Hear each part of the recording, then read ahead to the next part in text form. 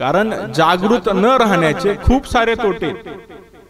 आपल्या सगळ्यांना प्रसंग माहिती आहे की एकदा महाभारतामध्ये सुभद्रा मातेला श्रीकृष्ण भगवान भेटायला गेले आणि सुभद्रा माता त्यावेळेस गरोदर होती आणि सुभद्रा मातेला डोहाळे लागले. तर कशाचे डोहाळे लागले तर सुभद्रा माता म्हणते की मला युद्धकलेचं शिक्षण घ्यायचं, तुम्हाला युद्धकला समजावून सांग. आणि भगवंताला खूप आनंद झाला की आपल्या बहिणीला सुभद्रा मातेला युद्धकला शिकायची, व्यूहरचना शिकायची. मग भगवंत एक एक एक एक एक एक कला सांगू लागले आणि हळूहळू हळूहळू ती सगळी कला सुभद्रा माता किंवा तिचा गर्भ धारण करत गेला. जगद्गुरु म्हणतात गर्भाच्या आवडी मातेचा डोळा, जेथीचा जिव्हाळा तेथे बिंबे. जी गर्भाची आवड असेल तेच डोहाळे मातेला लागतात.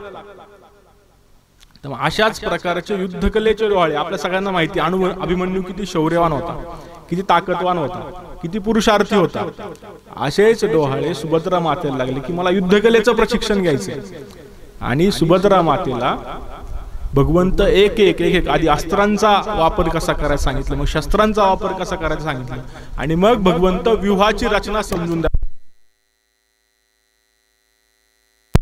सांगत असताना सुभद्रा मातेला आली झोप आणि सुभद्रा माता झोपून गेली. आणि तिथं सुभद्रा मातेने झोपल्यामुळं त्या जो चक्रव्यूह भगवंत समजून सांगत होते तो चक्रव्यूह काय तिने आतमध्ये जाईपर्यंत ऐकला, पण बाहेर येताना ती काय शुद्धीवरती नव्हती, ती झोपून गेली होती. त्यामुळे तो काय तिने ऐकला नाही. एवढी शांत वेळ परत भगवंतांना सुभद्रा मातेला भेटली नाही. आणि तेव्हा सगळं चक्रव्यूहाचं प्रकरण निम्म्यातूनच राहून गेलं. आपल्या सगळ्यांना माहिती की अभिमन्यूचा वध फक्त आणि फक्त सुभद्रा मातेच्या अवेळी झोपण्याने झाला. त्यामुळे त्याच्या ठिकाणी किती जागृत असावं. जगद्गुरु तुकोबाराय सांगतात चुकली या ताळा वाती घालून बैसे डोळा, तैसे जागी करी चित्ता काही आपुली या हिता. म्हणजे जसा व्यापारी आपला ताळा चुकलाय, आपला व्यवहार चुकलाय म्हणून सगळीच्या सगळी रात्रभर त्या दिव्यामध्ये तेल ढाकत बसतो आणि जोपर्यंत ताळा बरोबर येत नाही तोपर्यंत तो काय त्याचा व्यवहार करणं थांबवत नाही. तसंच आपण आपल्या आयुष्यामध्ये आपल्या हिताच्या ठिकाणी जागतं राहिलं पाहिजे. जगद्गुरु तुकोबाराय म्हणतात आयुष्य खूप मोलाचं आहे आणि हे आयुष्य आपण वाया घालवता कामा नये. कारण की मेरुतुल्य पृथ्वी दिदल्या सुवर्ण न मिळे एक क्षण नरदेह. म्हणजे लक्षावधी सुवर्ण मुद्रा जरी दिल्या तरी नरदेहाचा एक क्षण आपल्याला मिळू शकत नाही. आपल्याला तर 40, 50, 60 वर्ष जगायला भेटतात. आपण ती कशामध्ये व्यतीत केली पाहिजे.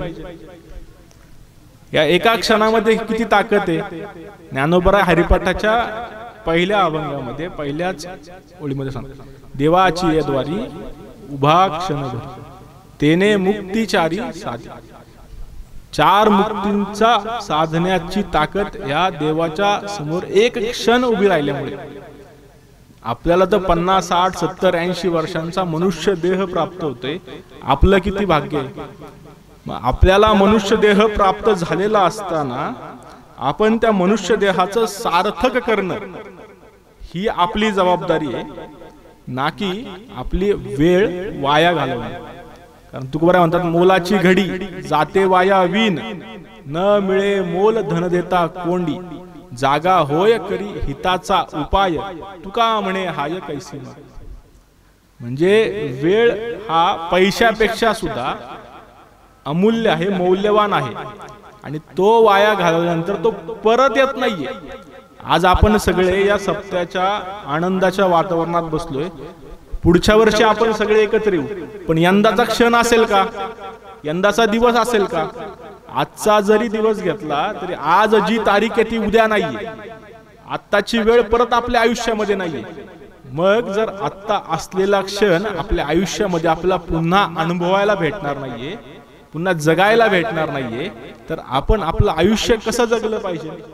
तर जगद्गुरु तुकोबाराय सांगतात क्षणोक्षणी आपण आपल्या हिताचा विचार करत जगलं पाहिजे.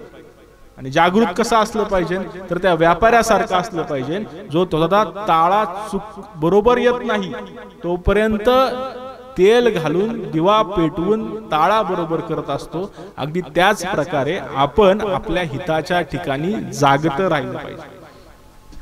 आपल्या आयुष्यामध्ये स्त्री असो किंवा पुरुष असो, ज्ञानी असो किंवा अज्ञानी असो, कोणत्याही व्यक्तीला आयुष्यात सगळ्यात महत्वाची गोष्ट कोणती वाटते तर ते सुख वाटतं. जगद्गुरु तुकोबाराय म्हणतात की या सगळ्या विषयांचं सुख आपल्याला इथं खूप गोड लागतं आणि त्यासाठी आपण हिताचा विचार न करता त्या सुखाच्या पाठीमागे पळत बसतो. पण तुकोबाराय सांगतात इथं जरी हिताचा विचार न करता विषयाचे सुख अनुभवलं, विषयाच्या सुखाच्या पाठीमागे पडलं, तरी आपल्याला पुढे जाऊन यमाच्या दरबारात त्याचे दंड भोगावे लागतात. विषयाचे सुख येथ वाटे गोड, पुढे अवघड यमदंड, मारिती झोडिती तोडिती निष्ठुर, यमाचे किंकर बहुसार. वर्षानुवर्ष मार झोड करावी लागती. का तर आपण चुकीच्या दिशेला, चुकीच्या मार्गाला, विषयाच्या सुखाच्या पाठीमागे धावलं तर. म्हणून जोपर्यंत अंगात ताकद आहे, शरीरामध्ये प्राण आहे, मनामध्ये उत्साह आहे, जगण्याची उर्मी आहे, तोपर्यंत आपण आपल्या हिताच्या ठिकाणी सदैव जागृत राहिलं पाहिजे असं जगद्गुरु तुकोबारायांना वाटतं. असं असताना जगद्गुरु तुकोबाराय म्हणतात जे आपल्या हिताच्या ठिकाणी अशा प्रकारे जागतात, जे तारुण्यामध्ये भगवंताची भक्ती करतात, ते देशाची, राष्ट्राची, धर्माची भक्ती करतात, ते स्वतःच्या हिताचा विचार करतात, ते जगद्गुरु तुकोबाराय म्हणतात त्यांचे माता पिता धन्य. आपण खूपदा पाहतो की जर मुलगा शिकला, आपला मुलगा समजा MA झाला, MSc झाला, डॉक्टर झाला, इंजिनियर झाला, वकील झाला, डिग्री कुणाला भेटते? मुलाला भेटते. एखादा कीर्तनकार कीर्तन करतोय, त्याचा कौतुक कुणाचं केलं जातं? मुलाचं केलं जातं. जगद्गुरु तुकोबाराय मात्र या ठिकाणी त्या आपल्या हिताच्या ठिकाणी जागृत असलेल्या व्यक्तीच्या माता पित्याला धन्य देतात. जो आपल्या हिताच्या ठिकाणी जागता आहे त्याचे माता पिता धन्य आहेत. का बरं धन्य आहेत? आणि माताच अगोदर का? आपल्या सगळ्यांना माहिती आहे आपले शास्त्र हे वेद आणि सगळ्या गीता भागवतावरती आधारलेले, आणि आपल्या संप्रदायामध्ये या शास्त्राला धरूनच वाङ्मयाची रचना झाली. आपण सुरुवातीला म्हणतो मातृदेव भव पितृदेव भव. अगदी त्याच प्रकारे आधी माता, कारण आपल्या सगळ्यांचं सर्जन ज्या कुशीतून झाले ती म्हणजे माता आहे. आपल्या सर्वांवरती काय आपण तुकोबारायांच्या भाषेत सांगायचं झालं तर निस्वार्थ भावनेने प्रेम करणारी कोण असेल तर ती फक्त आणि फक्त आई आहे. त्यामुळं अगोदर माता आणि त्यानंतर पिता.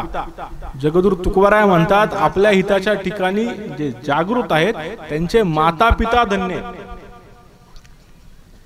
माताच अगोदर का? तर रामायणातलं खूप छान उदाहरण आहे की प्रत्येक कर्तबगार पुरुषांनी मातेचा स्वाभिमान धारण केलेला असतो. आपल्या सगळ्यांना अभिमान असतो की आम्ही या आईची लेकरं आहे. रामायणातला प्रसंग खूप छान आहे. प्रभू श्रीरामचंद्रांनी परशुरामांचं धनुष्य गांडीव तोडलं आणि त्यात त्याचा कंपाचा आवाज झाला आणि तो आवाज ऐकून परशुराम त्या दिशेने चालत आले. सगळा सभागृह भरलं होतं. सीता मातेचा स्वयंवराचं सगळं आयोजन केलं होतं. प्रभू श्रीरामचंद्रांनी गांडीव तोडलं होतं आणि रामचंद्रांचा विवाह झाला होता आणि मंगलमय वातावरणामध्ये परशुरामांचं आगमन झालं आणि परशुराम क्रोधाने लाल होऊन विचारत होते की हे धनुष्यबाण कुणी तोडलं? जो ज्याने ज्याने हे धनुष्यबाण तोडले त्याचा आजचा आयुष्यातला शेवटचा दिवस आहे. प्रभू श्रीरामचंद्र म्हटलं शांतपणे हसत होते.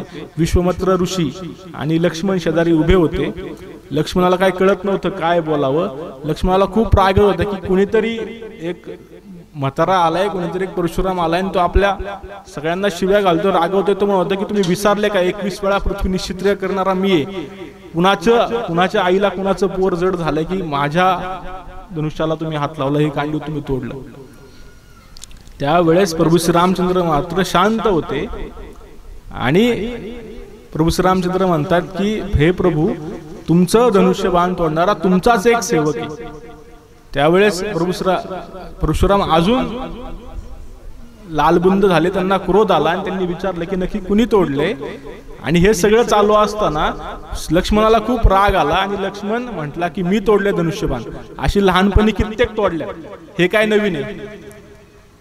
त्यावेळेस परशुराम म्हणतात की कुणाच्या आईला आपलं पोरग जड झालंय की ते माझ्या विरुद्ध बोलायला आले, आता ह्याच्यावरती हत्यार चालवल्याशिवाय मी राहणार नाही, माझा परशु ह्याच्यावरती चालवल्याशिवाय मी राहणार नाही.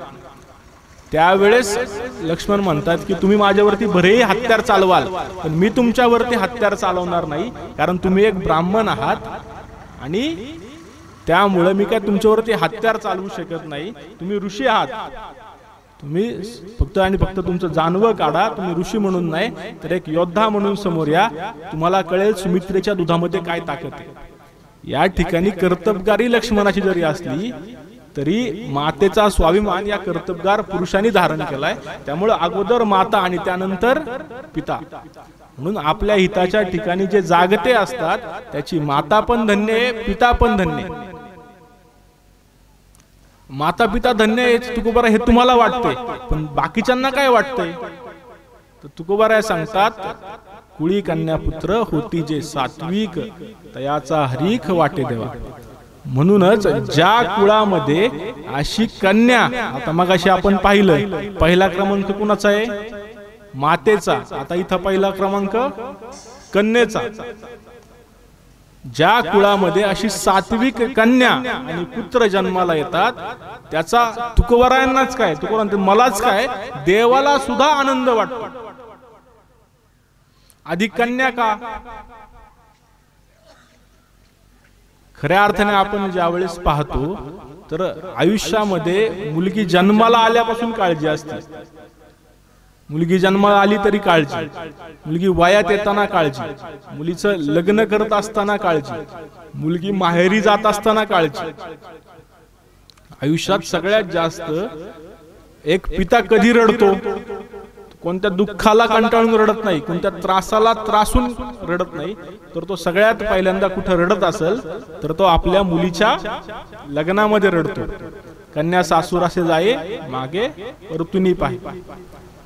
मग जर सगळ्यात जास्त दुःख देणारी कन्या आहे तर कन्याचा क्रमांक पहिला काय आणि पुत्राचा क्रमांक दुसरा आहे.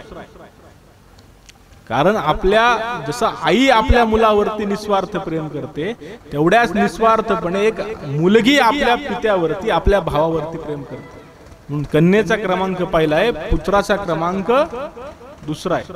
कुळी कन्या पुत्र होती जे सात्विक, तयाचा हरीख वाटे देवा.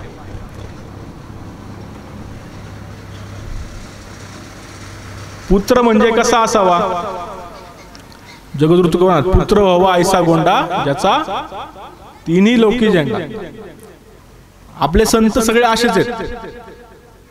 जगद्गुरु तुकोबार सांगतात की पुत्र किती हवेत, शेकडो मुलं असून का उपयोग नाहीये. गांधारीच्या पदरी शतमूर्ख जन्माला आले. 100 मुलं असण्यापेक्षा जगद्गुरु तुकोबार म्हणतात पुरे एकची पुत्र मायेपोटी, हरिस्मरणे उद्धरली कुळे कोटी. धन्य वंशी जन्मला भगीरथ, गंगा आणुनी पूर्वज केले मुक्त. आपल्या कुळामध्ये एकच कन्या एकच पुत्र जरी असेल तरी आपल्या कुळाचा उद्धार करण्याची ताकद पुत्रामध्ये असते. म्हणून सात्विक कन्या आणि पुत्र ज्या कुळामध्ये जन्माला येतात त्याचा भगवंताला सुद्धा हेवा वाटतो. पुत्र म्हणजे काय, जे आपल्या पित्रांना नरकातून तारतात ते पुत्र. जे आपल्या पित्रांचा उद्धार करतात म्हणजे आपल्या पूर्वजांचा जे उद्धार करतात ते म्हणजे कोण, तर पुत्र. आपल्या सगळ्यांना कथा माहिती आहे की अंशुमन नावाचा राजा होऊन गेला आणि त्या अंशुमनाची आपल्या पूर्वजांचा उद्धार करण्याची खूप इच्छा होती. त्यांनी भगवंतांची भक्ती केली आणि भगवंतांना सांगितलं की मला माझ्या पूर्वजांचा उद्धार करायचा आहे, काय करावं भगवंत. त्यावेळेस त्या अंशुमनाला भगवंतांनी सांगितलं की तुला गंगा मातेला प्रसन्न करून धरणीवरती आणावं लागेल, तेव्हा तुझ्या पूर्वजांना शांती भेटेल, तुझ्या पूर्वजांचा उद्धार होईल.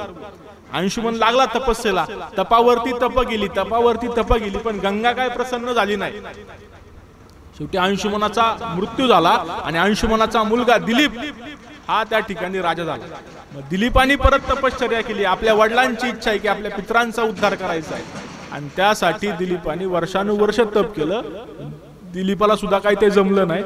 मग भगीरथाचा जन्म झाला आणि भगीरथ तपश्चर्या करायला लागला आणि कित्येक वर्ष तपश्चर्या केल्यानंतर गंगा माता प्रसन्न झाली आणि गंगा मातेने भगीरथाला दर्शन दिलं. पिढ्यानपिढ्यांचं तप फळाला आलं. त्यावेळेस गंगा मातेला भगीरथ विचारतात की माता एवढा उशीर का केलात? आम्ही किती पिढ्या झाल्या तुमची सेवा करतोय, तुमची वाट पाहतोय, तुम्ही का येत नव्हता? त्यावेळेस गंगा सांगते की मी येईल रे, पण मी आल्यावरती मी स्वर्गातून धरणीमध्ये येईल. माझा वेग कोण अडवणार? आणि जर माझा वेग कोणी अडवला नाही तर मी सरळ धरणीत जाऊन रसा तळाला जाईल. त्यामुळे येऊन काय करू? आणि दुसरं, मी पवित्र आहे. मी भूतलावरती आल्यावरती सगळी पापी लोक माझ्याकडे धावतील की आता चला आपली गंगेत पाप धुवून मोकळं. आज पण तेच करतात आणि स्वतःला पुण्यवान म्हणून घेतील आणि त्यांच्या पापानं मी अपवित्र होईल. मग मी पवित्र कशी होणार? आणि भगीरथ म्हटले एवढंच ना माते, मग मी त्याच्यावरती उपाय काढतो. आपल्या सगळ्यांना माहिती की भगवान शंकरांनी गंगा मातेचा वेग अडवला आणि दुसऱ्याचा उपाय म्हणून भगीरथ सांगतात की माते, जसे या भूतलावरती अपवित्र लोक आहेत, पापी लोक आहेत, तसे पुण्यवान सुद्धा लोक आहेत. पुण्यवान लोक येतील, तुझ्यामध्ये स्नान करतील, तेव्हा तुझी पाप आपोआप नष्ट होतील. आणि मग गंगा माता निघाली. गंगा माता धरणीवरती अवतीर्ण झाली आणि भगीरथाच्या पाठीमागे चालले की तू सांग कुठं जाऊन तुझ्या पितरांना मुक्त करायचंय, त्यांचा उद्धार करायचा आहे. आणि मग पुढे जाऊन ती जिथं त्या पितरांचा उद्धार करायचा होता तिथं गेली आणि आपल्या पितरांचा उद्धार भगीरथाने केला. जगद्गुरु म्हणतात की धन्यवंशी जन्मला भगीरथ, गंगा आणून पूर्वज केले मुक्त. एकच पुत्र जरी असेल तरी तो आपल्या पितरांना तारू शकतो. त्यामुळे तुकोबाराय म्हणतात की ज्या कुळामध्ये असे कन्या पुत्र सात्विक, राजसिक आणि तामसिक, आपण सगळे राजसिक असू किंवा तामसिक असू, सात्विक जाण्याकडे आपल्याला आयुष्यभराचा प्रवास करावा लागतो. तर सात्विक असणं म्हणजे काय? तर संत पदाच्या दिशेने वाटचाल करा. आपण सगळे राजसिक किंवा तामसिक गुणाला जातो. तामसिक म्हणजे आपल्या सगळ्यांना माहिती आहे की जे खूप जास्त मांसाहार करतात ते तामसिक मध्ये येतात. आपण माळकरी आहे त्यामुळे आपण कमीत कमी राजसिक मध्ये येऊ, आपल्यातले काही सात्विक मध्ये सुद्धा जातील. तर ज्या कुळामध्ये अशी सात्विक प्रजा जन्माला येते, देवाला स्वतःचा हर्ष वाटतो. का बरं देवाला हर्ष वाटतो? असं काय ते दिव्य ती सगळी प्रजा करत असते, ते कन्या आणि पुत्र करतात. जगद्गुरु तुकोबाराय सांगतात की गीता भागवत करीती श्रवण, अखंड चिंतन विठोबाचे. आपल्या संप्रदायामध्ये 9 भक्ती आहेत. त्यातली पहिली भक्ती आहे श्रवण भक्ती. आता समोरच्या बोलणाऱ्यापेक्षा आपण ऐकणाऱ्यांचं जास्त साधना होती, ते कारण आपण ऐकतोय. नवविधा भक्तीमध्ये सगळ्यात पहिलं स्थान जर कुणाचं असेल तर ते श्रवण भक्तीला आहे. म्हणजे गीता आणि भागवताचं श्रवण करतात आणि अखंड चिंतन विठोबाचे. गीता आणि भागवताचंच का? आपल्या हिंदू धर्मामध्ये 4 वेद आहेत, 6 शास्त्र आहेत, 18 पुराण आहेत, शेकडो ग्रंथ आजवर लिहिले गेलेत. पण ज्या वेळेस जन्म मृत्यूचा विचार करायची वेळ येते त्यावेळेस आपण गीता आणि भागवतच का म्हणतो? आज पण आमच्या हिंदू धर्माचा पवित्र ग्रंथ म्हणून आपण भगवद्गीताच का मानतो? तर माणूस, जो माणूस जन्माला येणार आहे आपल्या सगळ्यांना माहिती, तो मरणार आहे. आणि जन्म मृत्यूच्या या सगळ्या मधल्या काळामध्ये त्याला जगण्यासाठी आवश्यक असलेलं ज्ञान जर त्याला कुठून मिळवायचं असेल तर त्यासाठी आपल्या सगळ्यांना माहिती आहे भगवान श्रीकृष्णांनी अर्जुनाला सांगितलेली भगवद्गीता आपल्या सगळ्यांसाठी मार्गदर्शक. आणि जो जन्माला येणार तो मरणार आहे. आणि तो मरावं कसं हे शिकण्यासाठी राजा परीक्षिताला सांगितलेलं भागवत आपल्या सगळ्यांसाठी मार्गदर्शक आहे. त्यामुळे जे गीता आणि भागवताचं श्रवण करतात वक्ता असेल तर श्रवण होईल, ज्यावेळेस वक्ता नाहीये त्यावेळेस काय करायचं? गीता भागवत करीती श्रवण. श्रवण कधी होईल? ऐकायचंय. ज्यावेळेस वक्ता आहे त्यावेळेस ऐकायला भेटेल. समोर बोलणारच कोण नसेल तर काय? त्यावेळेस तुकोबरा सांगतो अखंड चिंतन विठोबाचे, नाम घेता उठा उठी होय संसाराची तुटी. पांडुरंग परमात्म्याचं विठुरायाचं उठता बसता नामस्मरण केलं पाहिजे. आपल्या सगळ्यांना माहिती आहे परमार्थामध्ये असो नाही तर आपल्या आयुष्यामध्ये अखंडतेला खूप महत्व आहे. एखाद्याला परीक्षेत पहिलं यायचंय, त्यासाठी एका रात्रीत अभ्यास करून तो पास होईल का? त्यासाठी त्याला दररोज थोडा थोडा थोडा थोडा थोडा थोडा अभ्यास करावा लागेल, तर तो परीक्षेत यशस्वी होईल. तर अखंड चिंतन नित्य नियमाने भगवंतांची भक्ती केली तरच साधनेचं फळ भेटेल.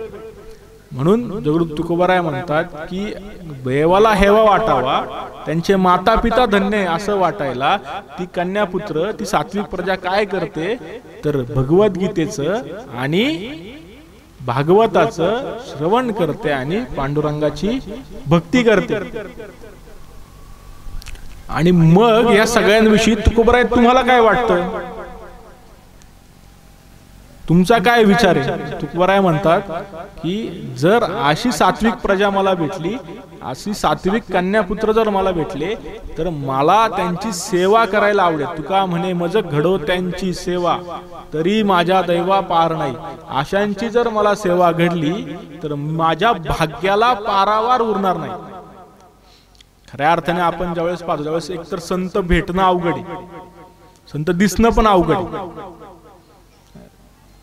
संतांची व्याख्या करताना मी सांगतो की संत म्हणजे काय तर विश्वाचा नियंता जगत परमात्मा अज्ञानी मानवाला दिशा देण्याच्या उद्देशाने भूतलावरती अवतीर्ण होतो मनुष्य देह घेऊन, ते म्हणजे संत. भगवंत गीतेमध्ये म्हणतात यदा यदा हि धर्मस्य ग्लानिर्भवति भारत अभ्युत्थानम धर्मस्य तदात्मानं सृजाम्यहं परित्राणाय साधूनां विनाशाय च दुष्कृतां धर्म संस्थापनार्थाय संभवामि युगे युगे. भगवंत काय म्हणतात की वाईटांचा विनाश करण्यासाठी मी पृथ्वी तलावरती आलोय. तर संत तसे नाहीत. संत काय म्हणतात दुरितांचे तिमिर जाव, सॉरी तया सत्कर्मी रती वाढो दुरितां, सत्कर्माकडे त्यांची रती वाढावी. म्हणजे वाईटातलं वाईटत्व नष्ट करायचं काम कोण करतं तर संत करतात. संत आपल्यासारखं इतरांना बनवतात. जसं तुकोबारा म्हणतात संतांनी सरिता केलो तैसे परी चंदनी ते बोरी व्यापी आले, गुणदोष याती ना विचारिता काही ठाव दिला पायी आपुलिया. संत कसे आहेत तर संत त्या चंदनाच्या झाडासारखे, जे जर चंदनाच्या झाडासारखे शेजारी आपण आपल्याला माहिती चंदनाच्या झाडाच्या जर बाबळीचं झाड कोणी आणून लावलं तर चंदनाचं झाड म्हणत नाही की हे काट्याकुट्यांचं हे वाकडं तिकडं आहे, हे वेगळंच काहीतरी दिसतंय, ह्याला फुलच नाही, ह्याला फळच नाही, ह्याला मी का माझा सुगंध देऊ. चंदनाचं झाड काय करतं, जे झाड आपल्या शेजारी उभं आहे त्या बाबळीच्या झाडाला स्वतःचा सुगंध देतं. ज्यावेळेस आपण बाबळीचं झाड कापतो त्यावेळेस त्या चंदनाच्या झाडाचा सुगंध त्या बाबळीच्या झाडाच्या सगळ्या खोडामध्ये आलेला असतो. तर संत अगदी तसेच, संत स्वतःसारखे इतरांना बनवतात, वाईटातला वाईटत्व नष्ट करून त्यांना दिशा देण्याचं काम करतात. दुसरं व्याख्या काय सांगता येईल, देवतया ऐसा ज्याचा अनुभव विश्वदेव सत्यत्वे, देवतया जवळी वसे पापनासे दर्शन. देवाच्या जवळ जे असतात त्यांना आपण म्हणतो पुजारी, पण देवच ज्यांच्या जवळ राहतो ते म्हणजे संत. तर एकतर असे संत भेटणं दुर्मिळ आहे. संत जरी दिसले भेटले तरी संतांचा सहवास व संतांनी आपल्यासोबत एखादा क्षण बोलणं दुर्मिळ आहे. विचार करा, आपण जर ज्ञानोबारायांच्या काळात असतो, आपल्याला जर ज्ञानोबाराय पाहायला भेटले असते, आपल्याला तुकोबाराय पाहायला भेटले असते, आपल्या त्या एका क्षणाचा आनंद झाला असता की तुकोबाराय आमच्या समोर उभे. एकतर संत दिसणं दुर्मिळ आहे, संत भेटणं दुर्लभ आहे, संतांनी आपल्या सोबत बोलणं दुर्मिळ आहे, संतांनी आपल्याला भेटणं दुर्मिळ आहे. संतांचा सहवास तर खूप लांबची गोष्ट आहे. मग असे सात्विक संत भेटल्यानंतर, अशी सात्विक प्रजा भेटल्यानंतर त्यांनी आपल्याला सेवा सांगणं दुर्मिळ आहे. संत कधी स्वतःची सेवा करून घेत नाहीत. संत कधी म्हणत नाही माझ्यासाठी तुम्ही एवढी सेवा करा, माझ्यासाठी तुम्ही हे काम केलं पाहिजे, ते काम केलं पाहिजे. मग असे संत ज्यावेळेस भेटतील, अशी सात्विक कन्यापुत्र ज्यावेळेस भेटतील, त्यावेळेस जर त्यांची मला सेवा घडली तर जगद्गुरु तुकोबाराय सांगतात की माझ्या दैवाला पारावार राहणार. म्हणून सगळ्याचा सारांश आपण पाहत असताना तुकोबारायांच्या अभंगाचं सारे, तुकोबारायांचा अभंग आपल्या सगळ्यांसाठी प्रेरणादायक आहे. जे परमात्म्याच्या शोधामध्ये, जे आपल्या आयुष्याच्या सगळ्या वाटचालीमध्ये चालत आहोत आपण सगळे, हे चालत असताना आपल्या हिताच्या ठिकाणी आपण सदैव जागत असलं पाहिजे. आपल्या हिताच्या ठिकाणी आपण जागता असल्यामुळं आपले माता पिता धन्य होतात असं तुकोबाराय सांगतात. आणि अशा कुळामध्ये जे कन्यापुत्र जन्माला येतात त्यांचे देवाला सुद्धा हेवा वाटतो. असं आपल्याला काय करायचंय तर आपल्या सगळ्यांना गीता भागवताचं श्रवण आणि पांडुरंग परमात्म्याचं नामचिंतन करायचंय.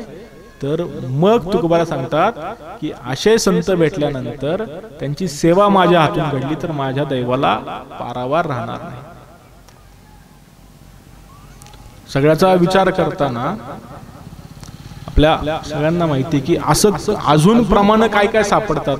2 प्रमाण आपल्या सगळ्यांना माहिती अशा प्रकारचे सापडतात की ज्यांनी माता पित्याला धन्यता दिली. तुकोबाराय माता पित्यालाच का धन्यता देतात? मगाशी असं म्हटलं की इंजिनियर जर पोरगा झालाय तर डिग्री त्याच्या नावाला लागली पाहिजे. जर एखादा स्पर्धा परीक्षेमध्ये एखादा विद्यार्थी यशस्वी झालाय तर डिग्री त्याच्या नावाला लागली पाहिजे. तुकोबाराय म्हणतात की तुझे आई वडील धन्य, म्हणजे कष्ट करायचे ह्यानी, अभ्यास करायचा ह्यानी, पेपरला जायचं ह्यानी, आणि आई वडील धन्य. असं कसं बरं? तुकोबारायांचंच प्रमाणे शुद्ध बीजापोटी फळे रसाळ गोमटी. इथं आपण बघू की बीज बोये बबुल का आम का हसे आहे. जर झाडच वेगळं लावलं तर फळ कसं काय येईल? तुमची बीज शुद्ध असतील तर त्याची फळं शुद्ध असतील. त्यामुळे शुद्ध बीज हे ज्या कुळामध्ये आहे त्याच कुळामध्ये अशी सात्विक कन्यापुत्र जन्माला येतात. उद्याच्या येणाऱ्या पिढीवरती काय संस्कार घडवायचा हे आपल्या हातात आहे. आपण सात्विक असू तर आपल्या घरातील पिढी सात्विक असेल. जर आपणच सात्विक नसू, आपणच त्या मार्गात नसू, आपणच भगवंतांच्या भक्तीत नसू, राष्ट्राच्या सेवेत नसू, तर आपली पुढची पिढी त्याचा विचार तरी करेल का? कारण माता पित्यांच्या श्रेष्ठत्वावरतीच त्यांच्या मुलांचं श्रेष्ठत्व अवलंबून असतं. आपल्या सगळ्यांना माहिती की एकदा भगवंतांना वाटलं की आपण आपल्या सावता महाराजांना भेटायला जावं. भगवंतांनी पांडुरंगाने घेतलं आणि निघाले भगवंत. आणि चालत चालत म्हटले की मला खूप तहान लागली रे. दोघं सोबत होते, माऊली आणि नामदेवराव म्हणतात हे काय देवा, इथं जवळच मळा आहे, या तुम्ही आतमध्ये पाणी जर पिऊन या, आम्ही बाहेर थांबतो.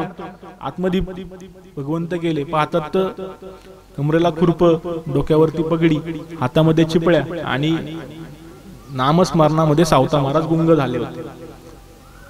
आणि गुंग झालेले असताना भगवंतांनी सावता महाराजांच्या डोक्यावरती हात ठेवला. सावता महाराज जागे झाले, विचारलं देवा तुम्ही इथं? हो सावता, आलो तुम्हाला भेटायला. पण काय कारण काय? काय नाही सावता, 2 चोर पंढरपुरापासून पाठीमाग लागलेत, लपायचं कुठं म्हणून तुमच्या शेतामध्ये आलो. प्रसंग आपल्या सगळ्यांना माहिती आहे की मग सावता महाराजांनी सांगितलं की इथं लपा. लपायचं कुठं ते काय ठराना. शेवटी मग सावता महाराजांनी आपलं खुरप काढलं आणि आपलं उदर फाडलं आणि त्यामध्ये भगवंत लपले. ते लपता लपता थोडासा पितांबर बाहेर राहिला. आणि पितांबर बाहेर राहिल्यावरती ज्ञानोबाराय आणि नामदेवराय शोधत आले की भगवंत कुठे गेले. विचारलं कोण नवीन आलत का, काय कोणता माणूस दिसला का अनोळखी, इकडे कोण आला होता का पाणी प्यायला आतमध्ये? तर सावतोबा काय म्हणायच्या आतच नामदेवराय म्हटले हे काय, इथंच लपला असलं पाहिजे, ओळखीचा पितांबर दिसतोय. आणि मग देवाला त्यांनी बाहेर काढलं. त्यावेळेस नामदेवरायांना खूप आनंद झाला आणि खूप सावतोबांचं कौतुक वाटलं की ज्याच्या उदरामध्ये देव साठवला तो किती व्यापक आहे. म्हणजे हे सगळं ब्रह्म, म्हणजे पाण्यापेक्षा अग्नी व्यापक आहे, अग्नीपेक्षा वायू, वायूपेक्षा माया, मायेपेक्षा ब्रह्म व्यापक आहे. आणि हे ब्रह्म ज्याने आपल्या उदरात साठवले तो किती व्यापक आहे. पण नामदेवराय म्हणतात हे असेलच, पण धन्य त्याची माता, धन्य त्याचा पिता, साठविला त्रातात त्रैलोक्याचा. त्याची माता आणि पिता किती धन्य आहे, ज्याने हा त्रैलोक्याचा स्वामी आपल्या उदरामध्ये साठवला. अशा प्रकारे रुक्मिणी मातेने सुद्धा धन्यता दिलेली. नामदेवरायांचा अभंग आहे ज्ञानोबरायांच्या समाधीच्या वेळेचा. देव म्हणते रुक्मिणी, सगळ्यांना माहिती. तो प्रसंग सांगत बसत नाही. त्या सगळ्या याच्यामध्ये एकच की ज्या कुळामध्ये सात्विक अशी कन्यापुत्र जन्माला येतात त्याचे माता पिता धन्य. त्यामुळं आपण आपलं आयुष्य जगत असताना सात्विक व्यवहार करत आपल्या तामसिक गुणातून रजगुणामध्ये, रजगुणामधून सात्विक गुणामध्ये प्रवेश करावा. आपल्या कन्यापुत्रांना सुद्धा सात्विक असा संस्कार द्यावा, असा विचार आपण आज केला तरी चांगलं होऊ शकतं असं मला वाटतं.